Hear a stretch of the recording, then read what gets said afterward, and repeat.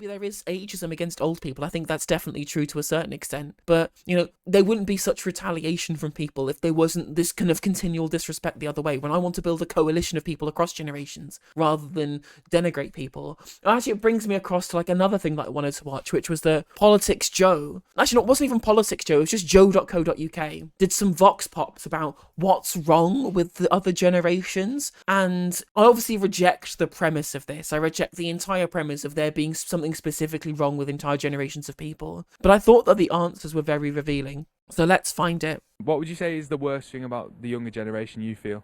They've got no respect. Why? The way they're brought up, they think everything's for free.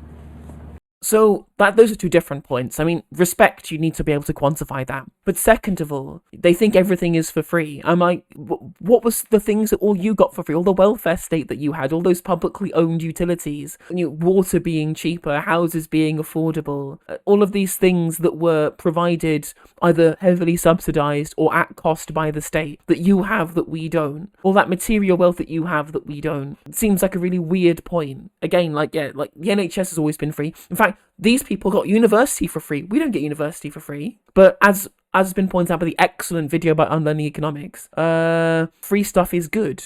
The work ethic and respect has gone right out the window, unfortunately. Any justification for the work ethic? I mean, we are the hardest working generation in history, given that the work that we do is not fairly compensated in the way that previous generations were, in real terms. Spend all the time on social media. They'd rather look at the phone and the laptop than they would joining in the Christmas celebrations. I think that it's making people very unsociable, younger people.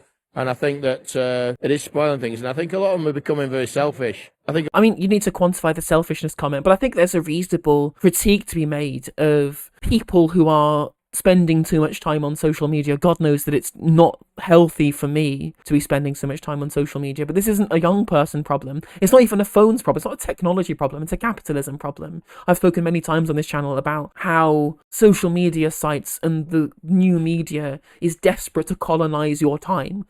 Because every second that you're not looking at your phone is time that you could be looking at your phone so they can target adverts at you. And whilst, the technology is fine and people interact with the technology is broadly a good thing, communicating with people is a good thing, having online communities is an amazing thing that we wouldn't have previously got before. But there is something insidious about the ways in which the companies who run these things are desperate to try and ensure that you spend as much time in the cyber realm as possible, because that's the way in which they sell adverts at you. And again, social media is designed to rile you up, to keep you engaged. High engagement is what is useful, again, to get people on the app for more time, to target more adverts at you.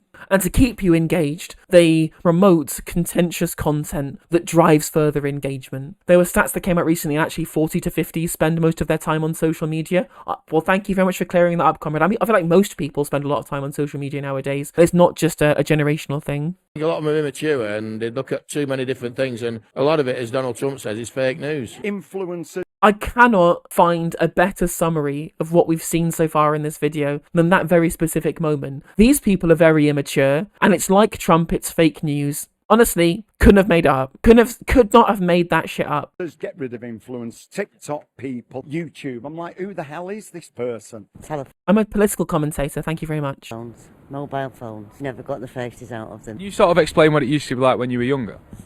You had to talk to people because you didn't have these devices to start off with. I mean, technically people are talking to people on these devices. I think that there is a reasonable critique to be made of how much better it is to talk to people in real life than through a screen. But to think that people are not using their applications to engage with other people, like social media is a way you connect with other people and have conversations with them. Maybe not productive ones, given the incentive structures behind the advertising model of these capitalist companies that run it. But to say that they're now not talking to people because they're on social media, it makes no sense. So you did have to develop your communication skills. There's quite a few of the young people these days don't have enough respect. Again, just no quantifying what constitutes a lack of respect. And if anything, given the kind of denigrating comments, I think these views are broadly representative of a lot of people from these generations. Respect is, of course, earned. And given that these views come out first, that's why we find it difficult to respect people who will deride an entire generation based upon vibes, I guess.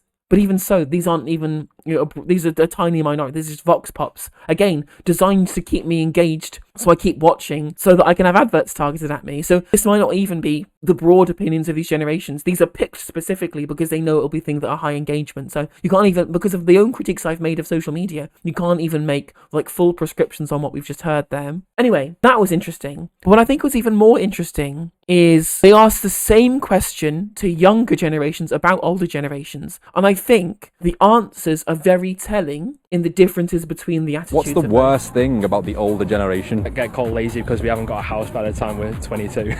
The sheer hatred they have towards younger people. We We work in hospitality together, and the least amount of respect you get is from the older generation, without doubt. They almost like forget that you're just a human. They don't take into consideration what or how easy costs were for them back then. Where they say you need to respect. See, every single answer that we've had from the younger generations about the older generations isn't things that they think are bad that are just kind of native to boomers or whatever it is, but they're specifically critiquing the views that older people have of them. It's not about, oh, well, the generation are bad because they're just bad people with bad opinions or with whatever. They're saying, well, I don't dislike them naturally, but they say all these nasty things about us, and that's what I dislike. And I think this is why I wanted to watch these two segments back to back, because I think that it's really important to understand this difference in opinion between having these negative opinions and then people forming negative opinions based upon negative opinions they've heard about themselves. Because every single answer here has been, boomers say this about us, and these aren't true, rather than the younger generation are all of these things latently, and that's why we dislike them. I find that was a really interesting parallel. The boomers have like prescriptive statements they make about young people, and young people have descriptive statements about what boomers say about them.